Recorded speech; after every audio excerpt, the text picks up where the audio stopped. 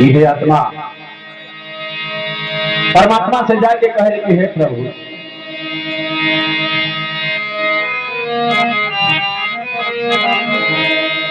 कबीरा धीरज के धरे हाथी मन भर खाए अरे एक टूक के कारण स्वान घरे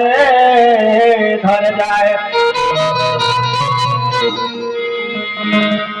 पहले कि हे प्रभु लोग के दुर्दशा देख के अपना पर सोचे से मजबूर हो जाता है कि ना जाने जब वो कचहरी में जाए तो हमारा साथे जज कैसन फैसला सुन रही है।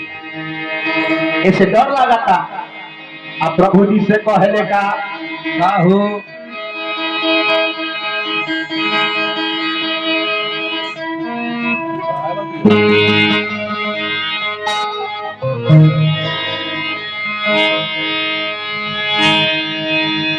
ऐसा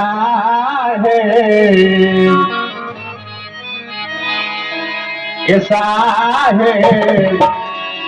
अरे का गति हो हमारी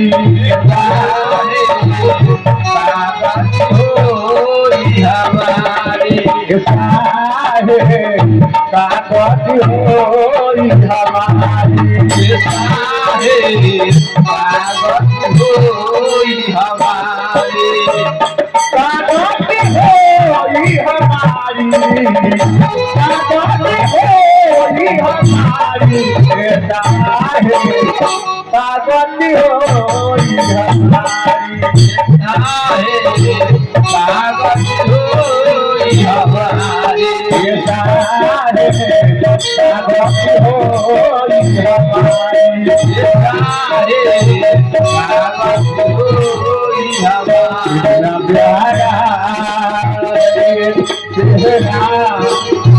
जिसे हम मरे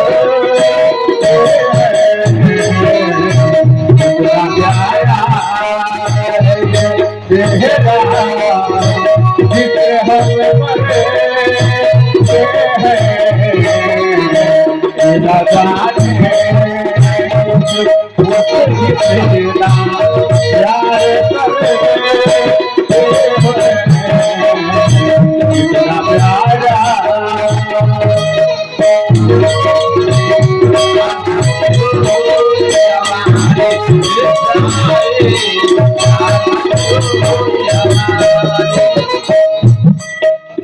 आत्मा परमात्मा से कहले का पूर्व जन्म में यानी कि पिछला जन्म में पूर्व जन्म में काया रहनी कोई पाँच भतारी भतारी कोई पाँच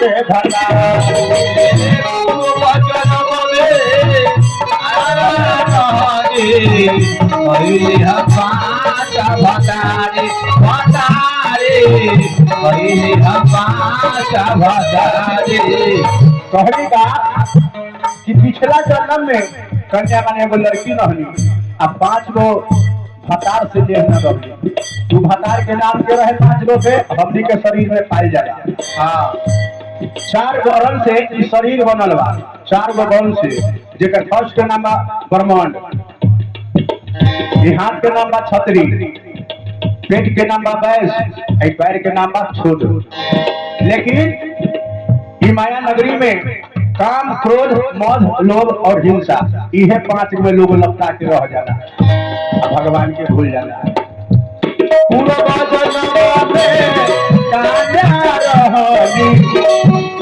में 5 भतारी भतारी में 5 भतारी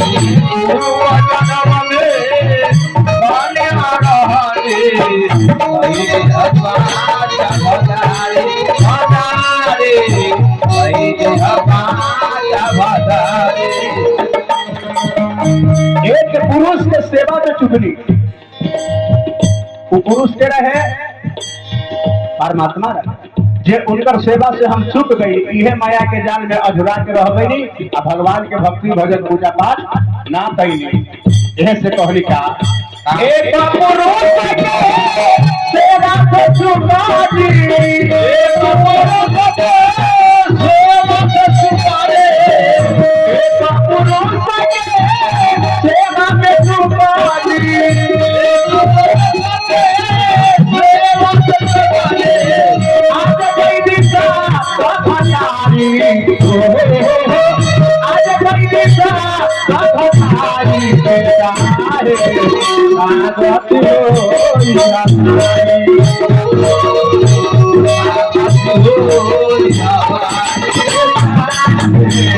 आगत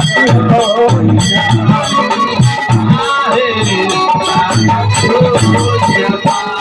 अरे दिले की तुम कोशिश करना, वादा कभी न करना,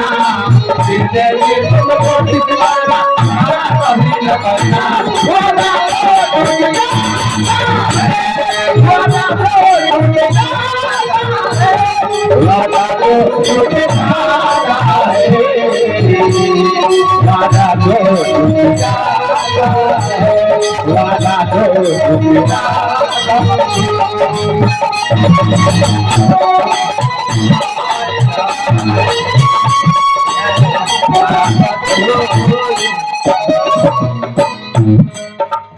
बाद में कभी नहीं कहने का, वो आत्मा कहले का कोइया में फूल फुलइले, दाखल भी चला गल फुलवारी के बारी, दाखल भी चला गल फुलवारी।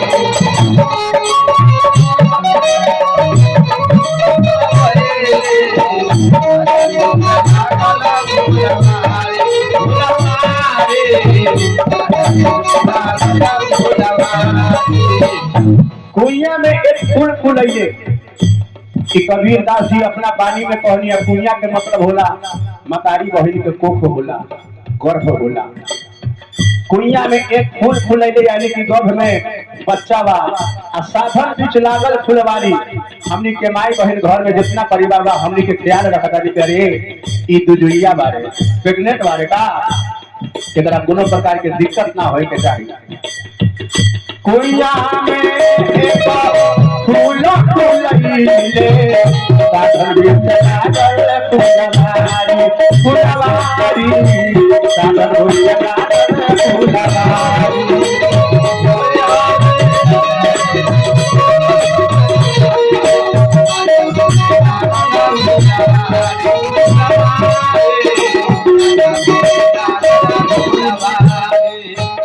चल बीच पावला मल बीच पतिया,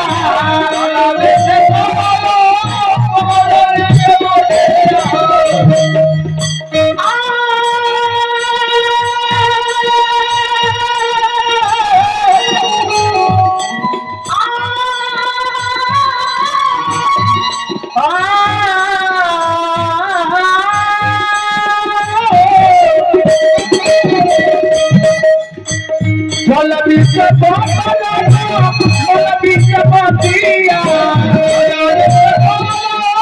मल बीच पतिया, ताही बीच कुइया न जानी,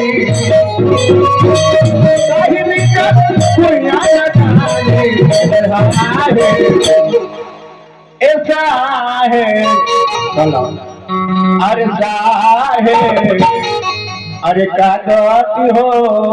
हमारी। लास्ट में कबीर बाबा कहने का कि कहत कबीर सुनो भाई साधो, यह पद है नीरवानी, अरे तो यह पद के अरे अर्थ लगई है, अरे उह नरक पूरा सुनानी के साहे,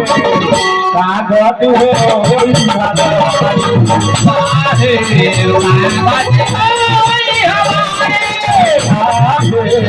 कागत हो हमारे।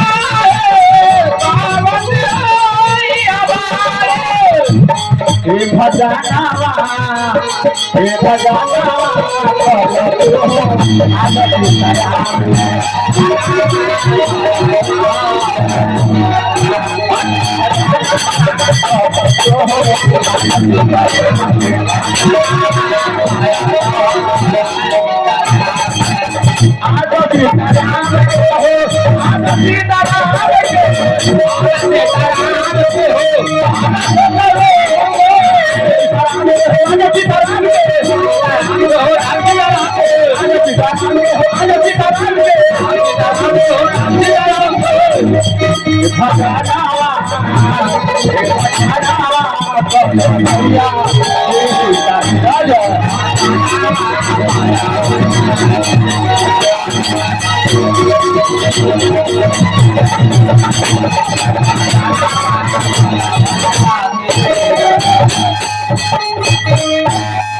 प्रेम से बोली मृत आत्मा की